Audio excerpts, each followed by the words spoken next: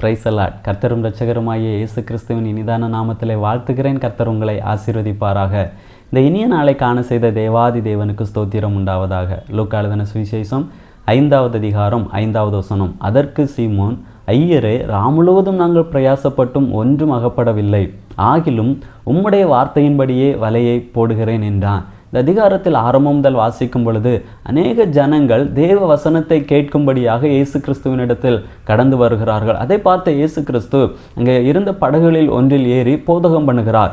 போதகத்தை முடித்த பின்பு சீமோனிடம் கர்த்தர் சொல்லக்கூடிய வார்த்தை, கொஞ்சம் ஆழமாக சென்று வலையை போடு என்று.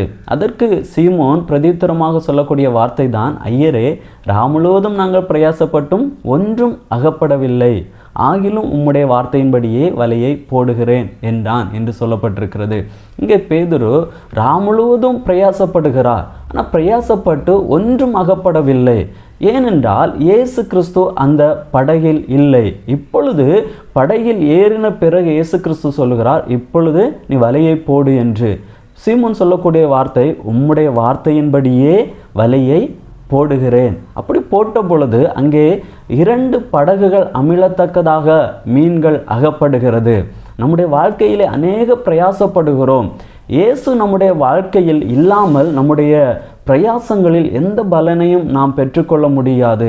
நாம் இயேசு கிறிஸ்து இல்லாமல் அநேக பிரயாசங்களை பட்டிருக்கிறோம். அந்த பிரயாசத்திற்கான பலனை நம்மால் பார்க்க முடிந்ததா என்று பார்க்கும் பொழுது நிச்சயமாக எந்த பலனையுமே நாம் பார்க்க முடியவில்லை. ஆனால் இயேசு கிறிஸ்து நம்முடைய வாழ்க்கையில் இருக்கும் பொழுது அவரிடத்தில் நாம் ஆலோசனைகளை கேட்டு ஆலோசனைகளை பெற்றுக்கொண்டு அதன்படி நாம் பிரயாசப்படும் பொழுது நிச்சயமாக ஒரு பலனை பெற்றுக்கொள்ள முடியும். இங்கே சீமோன் அதை தானே சொல்கிறார், உம்முடைய வார்த்தையின்படியே வலையை போடுகிறேன். அப்படி போட்ட பொழுது அங்கே அந்த பிரயாசத்திற்கான பலன் எல்லாவற்றையும் சேர்த்து அங்கே கொடுக்கிறதை நாம் பார்க்க முடிகிறது. அதே போல் நம்முடைய வாழ்க்கையிலே இயேசு கிறிஸ்துவனுடைய ஆலோசனையின்படி நாம் நடக்கும் பொழுது, நாம் பிரயாசப்படும் பொழுது நிச்சயமாக அந்த பிரயாசத்திற்கான பலனை நம்முடைய வாழ்க்கையிலே கர்த்தர் தருவார், நம்மை ஆசீர்வதிப்பார்.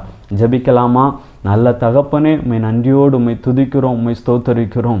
உம்மிடத்தில் ஆலோசனைகளை பெற்றுக்கொண்டு பிரயாசப்பட கர்த்தர் எங்களுக்கு நல்ல கிருபைகளை தாரும். பிரயாசத்திற்கு ஏற்ற நல்ல பலன்களை எங்களுடைய வாழ்க்கையிலே காண செய்வீராக. உம்முடைய நாமத்தை மகிமைப்படுத்தும். இயேசுவின் நாமத்தில் பிதாவே, ஆமேன். God bless you.